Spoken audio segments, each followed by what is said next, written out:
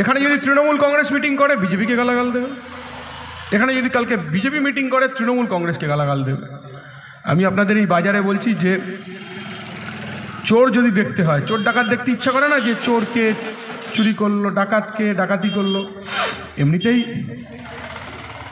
চোর ডাকাত দেখতে গেলে আপনাকে আদালতে যেতে হবে, লকআপে যেতে হবে, থানার লকআপে যেতে হবে, কোর্টে যেতে হবে, জেলে যেতে হবে। এখন আর চোর দেখার জন্য কোথাও যেতে হয় না। সন্ধ্যাবেলা টিভিটা অন করে দেবেন, টিভিটা চালিয়ে দেবেন, দেখবেন চোরেরা বসে আছে, চোরেরা বাইট দিচ্ছে। চোর ডাকাত দেখার জন্য আর অন্য কোথাও যেতে হয় না। কারা পশ্চিমবাংলায় ক্ষমতায়? পশ্চিমবাংলায় মানুষ বামপন্থীদের আমাদের হারিয়ে দিয়েছিলেন কি ভুল করেছিলেন? আমরা বলছি না, বেশ করেছিলেন। মানুষ একটু ভালো থাকতে চেয়েছিল। মানুষ ভেবেছিল চাকরি হবে, কাজ হবে, কারখানা হবে।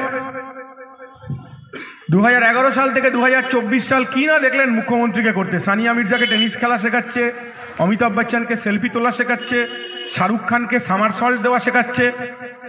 কি না দেখলেন? ঋত্বিক রোশনকে কীভাবে কি করতে হবে শেখাচ্ছেন, অভিনয় করতে হবে শেখাচ্ছে। কদিন আগে আবার আমি খুবই টেনশনে ছিলাম, সালমান খান জামাটা না খুলে ফেলে আর কি, সালমান খানকে নাচা কোনা শেখাচ্ছেন। খুবই আমি টেনশনে ছিলাম, সালমান খান তো জামা টামা খুলে ফেলে। একটা কারখানার উদ্বোধন করতে দেখেছেন? একটা কারখানা ছেড়ে দিন, একটা সেফটি পিনের কারখানা অন্তত, সেফটি পিন। আচ্ছা, সেফটি পিনে তো দুটো পিন আছে, একটা পিন ছেড়ে দিলাম, একটা আলপিনের কারখানা উদ্বোধন করতে দেখেছেন? একটা কারখানার ফিতে কেটেছে। প্রতি বছরই নাকি কি একটা বেঙ্গল বিজনেস, কোটি কোটি টাকার হোর্ডিং লাগিয়ে প্রতি বছরই নাকি শিল্প সম্ভাবনা তৈরি হচ্ছে। প্রতি বছরই এটা হয়, আর যেদিন এসব হয় তার একদিন দুদিন তৃণমূলের নেতারা টিভিতে গিয়ে বলে মৌ সই হয়েছে, মৌ নাকি সই হয়েছে, হাজার হাজার মৌ সই হচ্ছে।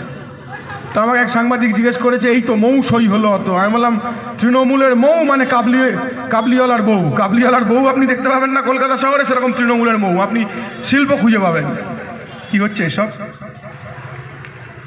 এটা কি পশ্চিমবাংলার বিধানসভা না সঞ্জয় লীলা বানশালীর সেট? আমি বুঝতে পারি না, ওটা সিনেমার সেট না বিধানসভা?